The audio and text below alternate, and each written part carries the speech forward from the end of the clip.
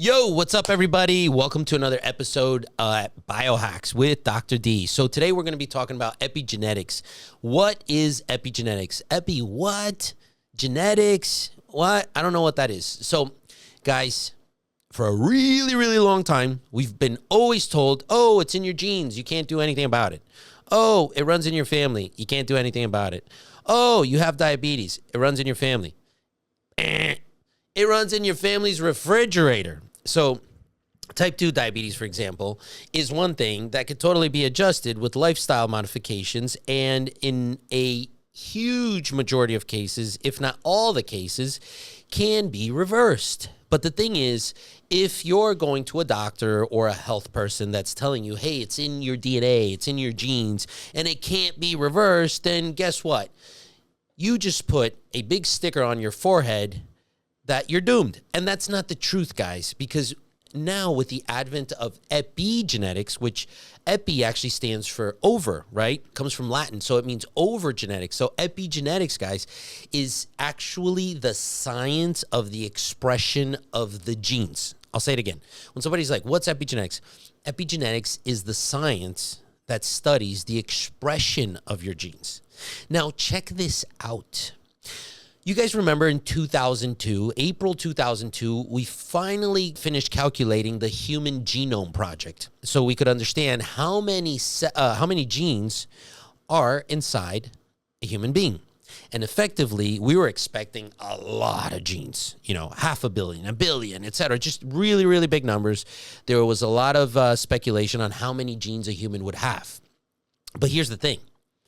Listen very well to what I'm going to tell you. We saw that a grain of rice had about 52,000 genes. That's pretty crazy, right? And we saw that other animals, things like mosquitoes, chickens, etc., things in the 100,000s, 200,000s, etc. So it was pretty impressive. But use the grain of rice as an example. So we saw that the grain of rice had 52,000 genes. But do you know how many genes the human has? The human has anywhere from about 23,000 genes to 25,000 genes. What? I'll say it again. A grain of rice has 52,000 genes. A human, anywhere from 23 to 25,000 genes. Yes, that's half of the genetic makeup of a grain of rice. So next time you look at a poke bowl, it's more genetically numerous than you are. Follow along with me here. The scientific community was like, whoa, what is this?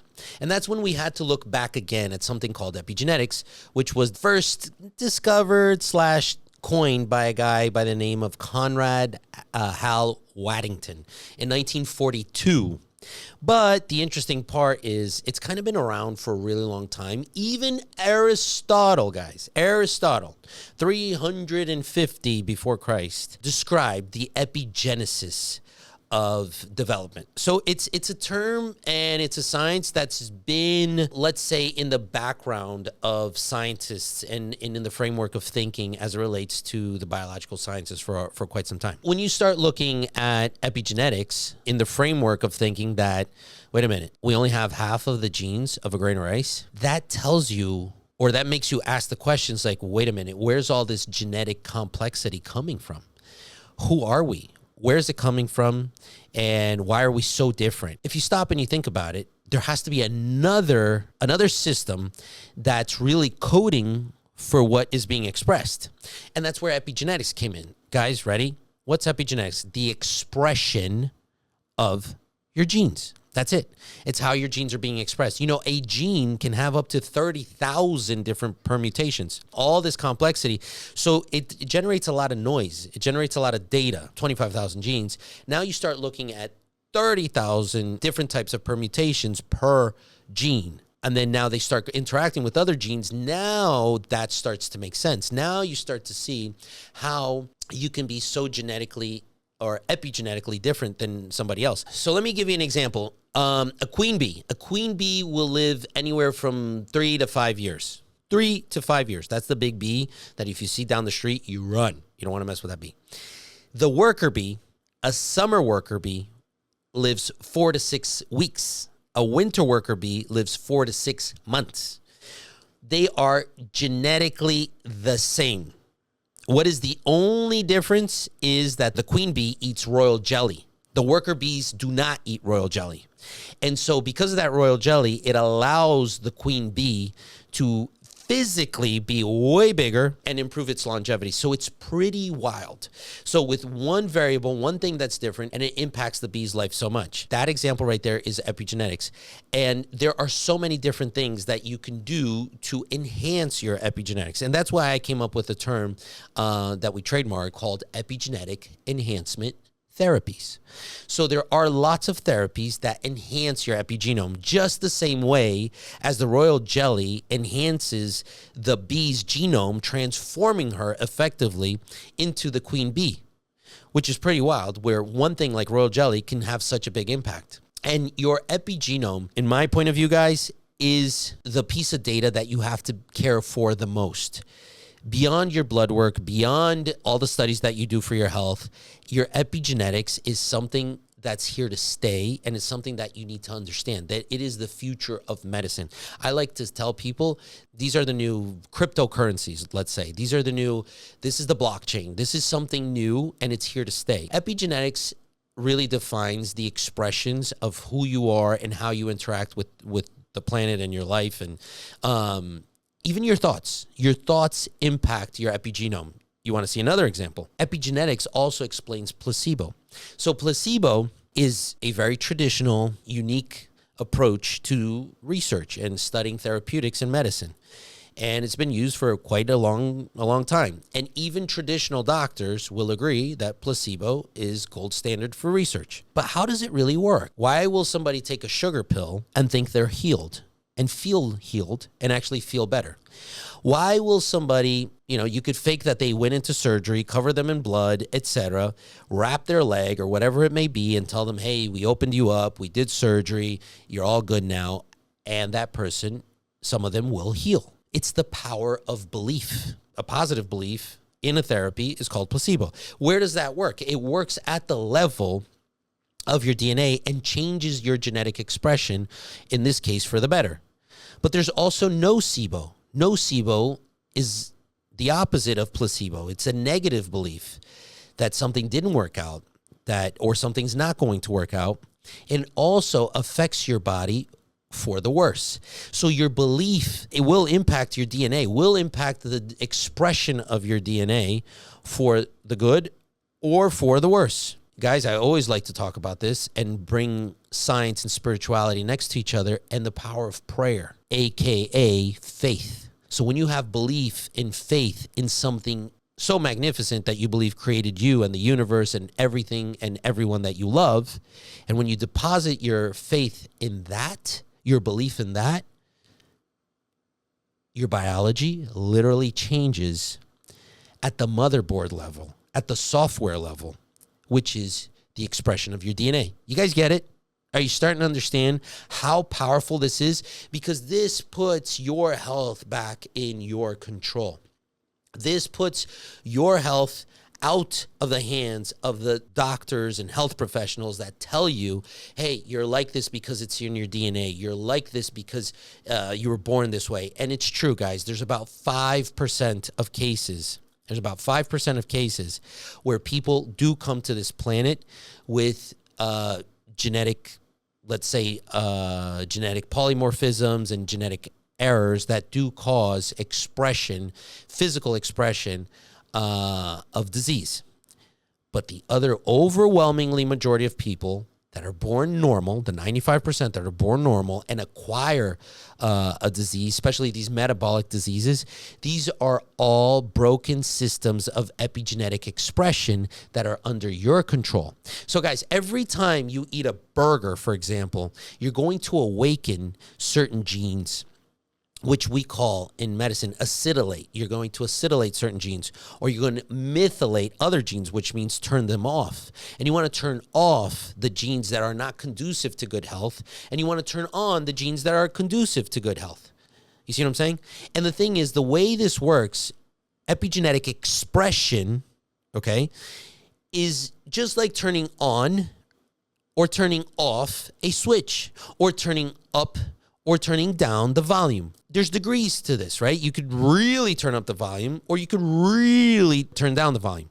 And that's what epigenetics is. It's a system by which you can target those genes through your lifestyle, through thoughts, through your day-to-day habits, and turn on the genes for your better life. Turn on the genes to avoid disease. Talk about preventative medicine. This is the best prevention. And us at Biohax, we've embraced epigenetics as our guiding star of everything that we do. So when patients come to us and we're like, hey, we need to clean you from environmental toxins. Hey, you have leaky gut. Hey, you have atherosclerosis, plaque in your heart or plaque, elsewhere. Your neurotransmitter balances are not doing too well as it relates to your brain and the psychiatric part, your hormones, etc. All of that can be influenced in order to change your epigenome. And here's the thing. Through studying epigenetics, that's where we can effectively see how fast you're aging, how much damage, guys, there is to your DNA. That's basically what it is. It's how fast you're aging. And a lot of people get really excited to know how old they really are. Let me tell you something. What you're really dabbling with, and a lot of people don't like the story told the way I'm about to say it, but when it's like, oh, how fast am I aging, et cetera, it's actually death prediction. You're working in yourself around in the death prediction space. And I'm going to tell you, today we can predict death with 97% accuracy and with a delta of plus or minus 5 years, which is pretty crazy. The top and only company I trust with this is a company by the name of TruDiagnostic.com. TRUdiagnostic.com. They are phenomenal. They are doing studies with all major universities, and the stuff that they're doing is beyond epigenetics. Their work is based off of epigenetics, but they get into other things like the imprintome, et cetera, which we can discuss in a little bit. And that's basically transgenerational epigenetic inheritance, basically how you pass things on from one generation to another. And the imprintome even shows how things skip generations. So whatever your grandpa didn't affect your dad, but then it affects you, which is pretty wild. So when you're looking at epigenetics, don't look at it, it's just like, oh, it's this cute little, framework of thinking. It's another way to look at my health. It's a little wellness gimmick. No. Epigenetics tells us much, much more. It tells us a story that we've never been able to understand in health. It's much more in depth than blood work, and it's much more non-stagnant than your DNA is. Because, guys, when you check your DNA, guess what? The genes that you have will stay there forever. And if you want to change genes, which is not what I'm talking about here, that you got to get into CRISPR-type technologies, and that's genetic editing. Very, very different than epigenetics. Epigenetics, however, is the expression of those genes and changing the expression of those genes through lifestyle. And everything in lifestyle counts for this. Like I told you guys, even your thoughts, your prayer, and the things you put inside your body, your sleep, everything's going to count for you to have a better or worse genetic expression. Don't underestimate it. We can then further isolate different areas of study of epigenetics, like I told you guys, the imprintome. And when we look at epigenetics and ask ourselves, how important is this? If you don't think it's important for you, so let me afflict you a little bit more. The decisions and actions that you take today will influence the generations to come under you through epigenetic transgenerational inheritance. Your offspring and your offspring's offspring will suffer the consequences or benefits of the decisions you make today, including the thoughts you think, the foods you eat, and basically everything connected to your lifestyle. Are you ready to biologically build the dynasty that you're supposed to build? Are you living a life that you think your legacy would be proud of? Because if you want to build a legacy, it does not start at the bank account. It does not start with the amount of real estate you're leaving them. The legacy, and the biggest legacy you can leave your family, is a biological legacy that they would be proud to inherit. Do you understand how profound that is? You can't look at your health anymore through a checkup mentality and expect to be avoiding disease. With what we have today, with the sciences that we have today, it's bestowed upon you to look at your health with a deeper framework of thinking. Looking at your health through epigenetics, the lens of epigenetics is, and I think will be for a very, very, very long time, the best way to understand your health. The only thing that might be better than epigenetics down the line one day, but I think we're kind of far off to get there. When we go even at the deeper level, at the quantum level, that's where you get into the world of cymatics and acoustics, vibration, etc. I think only there can we understand health even at a deeper level. But as of right now, epigenetics is definitely here to stay. Epigenetics is the software. It is the software that's being expressed, and it's the changing of the software. It's the upgrade or the downgrade of the software. Whatever you feed your five senses, five senses, the things that you smell. What do you mean smell? Yeah. If things smell funny to you, many times they're not healthy for you. For example, you have a convertible car, and I'm guilty of this one. This one's actually for me. And you tune your cars, and you're consistently breathing in those fumes. That's not good for you. Or those really strong perfumes full of chemicals. That's not good for you over and over and over. It's awakening bad genes inside your body. Or I'll give you another example. The things obviously that you taste, that you eat. But obviously good food is going to wake up the best genes inside of you, and the bad foods wake up the most nefarious genes inside of you, right? The things you hear heavily has to do with your epigenome and its expression. The music you're listening to. Syncopation is not good for humans. Big bass, boom, boom, boom. Trust me, I like some bass. It's not good for your DNA. There's music that heals you. And this is as old as time. And where does it affect? It affects the vibration, the acoustics of your DNA as well. How about the things you see? I don't have to go down that rabbit hole too, because the things you see are programming your mind. The things you watch on social media and that you consume on social media. If you don't program your mind, somebody else will. And boy, don't even let me talk about infants, little children that are watching crap that you're feeding them, that, you know, they're watching in their daycares, etc. And when they're 3, 4, 5, 6, 7 years old, especially up until the age of 7, it is very, very, very scary. Ultimately, guys, all your senses, so even the things you feel in life will impact your epigenome. So what decisions and choices are you making today that will affect you and ultimately affect generations to come? After really dedicating a lot of time to this topic is where I came to the day that I decided to build a framework of thinking of diagnostics and therapeutics that will ultimately impact your epigenome, called epigenetic enhancement therapy, or what I call EET for short, which is basically understanding the biological ailments that are affecting you and consequently affecting your epigenome. For example, what are your levels of COVID spike protein, despite of you taking the vaccine or not taking the vaccine? What are your levels of glyphosate and, you know, all these pesticides, herbicides? What are your levels of thickening agents that you're drinking in your, you know, almond milk or coconut milk, etc.? I'm not going to get in, you know, make this too technical. What's your level of atrazine, right? That's found inside the water and does impact sexuality on male frogs. And I'm not making this stuff up. You guys could look this up. It does influence sexuality on male frogs when people are exposed to atrazine, which is found in virtually almost all U.S. water. See, all these things are having a epigenetic impact in your life. And now do you see? The power's in your hands. Just because somebody tells you it's in your DNA, just because somebody tells you, oh, you were born like this, just somebody tells you it runs in your family, that's not true. That's absolutely not true. Oh, you're chubby because your mom was chubby and your dad was chubby. No, that's absolutely not true. The control is in your hands because you can rewrite the software. And the way you do that, the way you code new software, the way you change your epigenome is by changing your lifestyle and becoming conscious of your decisions, your thoughts, your actions, and what you feed your five senses, guys. So the power is in your hands. Now that you understand or are beginning to understand what epigenetics is, I ask you to really maybe consider collecting that data on your body, really understand what your epigenome looks like, and then program and plan for your future accordingly.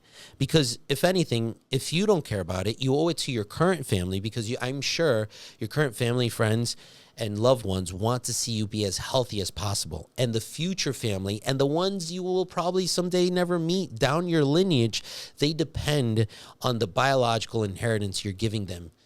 And that, my friends, is very, very, very beautiful. Are you giving your generations to come a diseased destiny, or are you giving them a privileged biological destiny because you lived your life according to the best biological decisions you could make? Think about that for a second. That's very deep. And I know this is new for many of you, and it's like, whoa, this is extremely profound. And I know it is very profound, and that's why I fell in love with it. I'm so obsessed with this topic. That's why not only our medical practice, we're a 50-state licensed telehealth company all over the country, and we can help you wherever you are, virtually wherever you are. You guys could go to our website, give us a call, and we can sign you up, collect your epigenetic information, and get you going.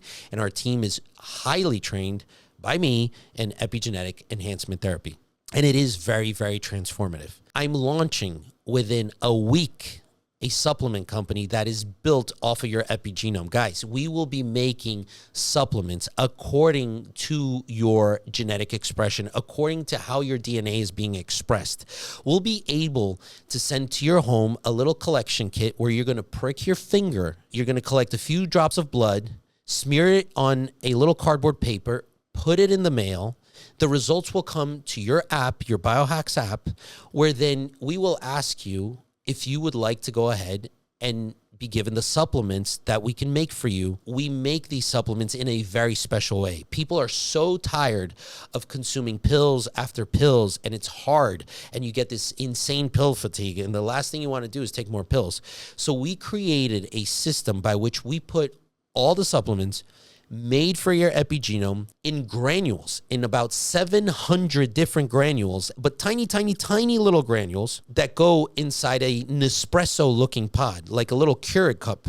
I know this sounds wild. About 700 different granules that will code for up to 61 supplements that are made from your epigenome, guys. This is insane. And we will be bringing this to the public within about a week. You guys could have this. And this isn't a sales pitch or anything like this, guys. I'm actually just pouring out to you guys here this project that I've been working on for such a long time because I wanted to really impact the planet in like the most best and honest way possible.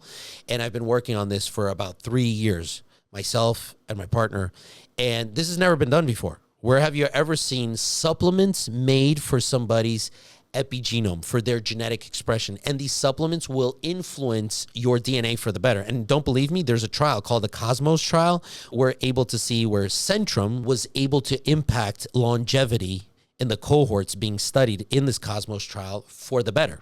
So imagine supplements that are being made according to your epigenome. Imagine the positive effect that this will have. I can't tell you exactly for sure because we've never done this before, but imagine that we are collecting your epigenetic information and customizing supplementation for you and then giving you the biggest ease to take this thing. I mean, guys, it'll feel like this is a bad example, but back in the day I used to have these, but little pixie sticks or kind of like Pop Rocks or I don't know, Dippin' Dots, even though those are too big. All right, back in the day I had that years and years and years ago, but it'll kind of feel like a pixie stick where all these supplements are custom made for you. These are not, one size fit all formulations. It's literally different for everybody. It was a big undertaking to put this project together, but we're finally going live and we're coming to every home in America. And the whole point is to impact everyone's epigenome for the better, because if you want to improve the genetic expression, you got to give the body the resources it needs. And we don't supplement enough. We've been inculcated though, supplements are just, they're going to give you some really expensive urine. You're going to pee them all out. And that's absolutely not true, especially with all this food that we have nowadays that don't have vitamins, minerals, antioxidants. And there are actually, some of these foods are taking nutrition away from us because these foods are full of environmental toxins. They're full of chemicals. It shouldn't be called a food system anymore. It's a chemical system. And these foods force our immune system to have to fight with these agents. And then that's when we deplete ourselves of things like glutathione, NAD, B complex, alpha lipoic acid, all these different things that will be able to understand what your body's going through at an epigenetic level and be able to give your body the resources it needs in order to help your immune system to fight whatever it's fighting. Cherish your immune system. Take care of it. Treat it like a garden. Because guys, effectively, you're not aging, you're inflammaging. The process of your immune system weakening is effectively the strongest driving force for you to age. Take action into your own hands, understand what epigenetics is, guys, and if Biohacks may be a humble servant to improve your life through epigenetic enhancement therapy, through one of the modalities that we have, through our medical company, or through this amazing, uniquely made supplement for you, for your epigenetics, guys, it will be an honor for us. Take care of your genetic destiny. Your lineage, your biological empire depends on you. Your children depend on you. Your biological decisions will affect your lineage forever. Let that sink in, and I'll see you on the next podcast.